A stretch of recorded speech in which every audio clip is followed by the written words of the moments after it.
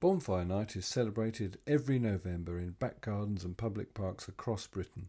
For many, it's nothing more than a few fireworks, and in some areas of the country, this late autumn festival is beginning to merge with other traditions such as Diwali.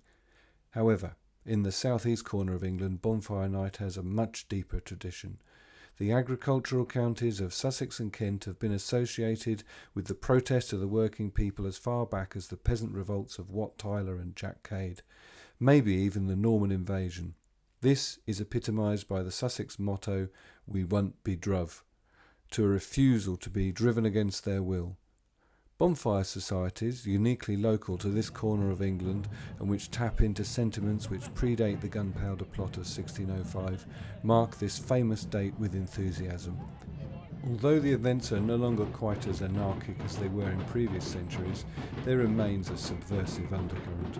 For one night a year, this busy market town is brought to a halt with a torch-lit procession of costumed bonfire groups from all across the county, the oldest group being based in Battel, followed by the lighting of a bonfire on what was once the village green, now a car park, followed by a huge firework display.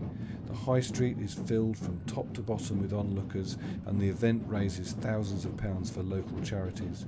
The highlight of the event is the destruction of a giant effigy stuffed with fireworks.